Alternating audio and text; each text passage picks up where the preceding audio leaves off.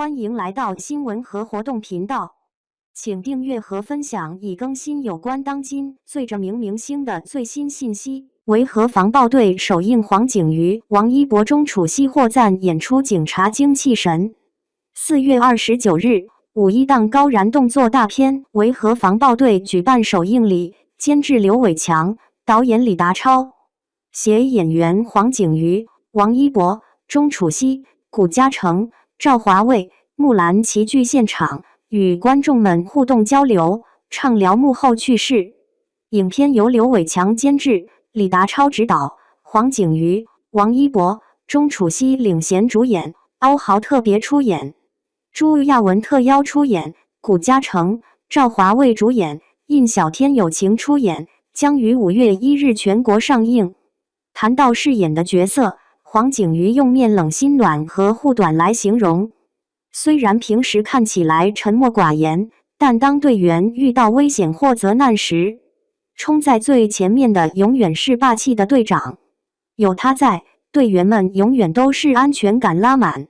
尽管内心柔软，战斗起来却毫不含糊。于卫东、黄景瑜是肉搏200多斤壮汉的动作戏看得让人过瘾。对于这场戏，黄景瑜称对手戏演员和自己一样都擅长柔术，所以以武会友的2人一拍即合，为这段戏增加了柔术动作，也让这场戏更具可看性。片中杨震、王一博士被俘受虐的戏份也让不少观众倒吸了一口凉气。暴徒毫不手软地掐着杨震的肩膀，让本就受伤的窗口再次撕裂流血。而通过王一博的演绎，杨震的疼痛感仿佛隔着大荧幕传递给了观众。聊到这场戏时，王一博表示，对于杨震来说，当时心里想的是坚守警察的底线，无论如何都不能屈服于暴徒，以及保护自己的队友。联络官丁慧钟楚曦是一个既温柔又坚韧的角色，在片中她一次次不计自己的安危，去保护外国孩子的画面也打动了很多人。为了塑造好联络官的角色，钟楚曦从零开始学习法语，拍摄期间她随时随地都会反复练习，直到可以将一大段法语台词脱口而出，她才满意。戏外，钟楚曦也主动了解了不少维和警察的真实经历，牺牲维和警察何志宏在日记写下的一段话令她记忆犹新：于大千世界，我也许只是一根羽毛，但我也要以羽毛的方式承载和平的心愿。当钟楚曦动情说出这句话时，在场观众也无不被深深打动。不少观众观影后感叹电影的制作非常真实，非常有代入感。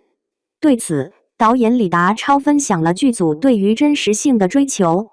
片中最大程度还原了维和任务区实景，大到复刻整个非洲小镇，小到描绘断壁上极具地域特色的涂鸦。我们美术老师了用半年时间把它盖起来，再重新做旧。而装甲车、头盔、枪弹等道具也都是一一还原。监制刘伟强也分享了自己的选角标准，身手了的协调性高、语言天赋等都是考量因素，但最重要的一条是要有精气神。一个团队里既需要像于卫东和杨震这种冲锋陷阵的角色，也需要提供火力掩护和后方支持的角色。而江小阳、谷嘉成士和杜一帆、赵华卫士就属于后者。当杨震冲向敌方狙击手，江小阳也会不由分说紧随其后，为杨震提供掩护。而作为维和小队里的驾驶担当，杜一帆一边要驾驶装甲车，一边还要躲避敌人铺天盖地的火力压制，全车人的安危都系于他一身。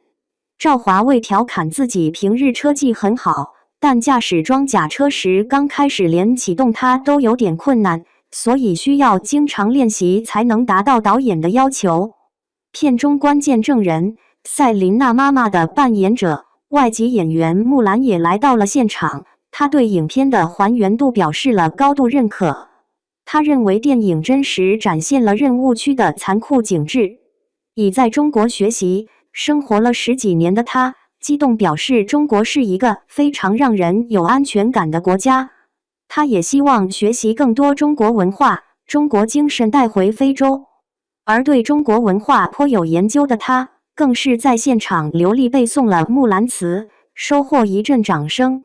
数十名原维和警察和200多名中国人民警察大学学生也在观影后产生了深深的共鸣。李达超导演坦言，电影最初的起点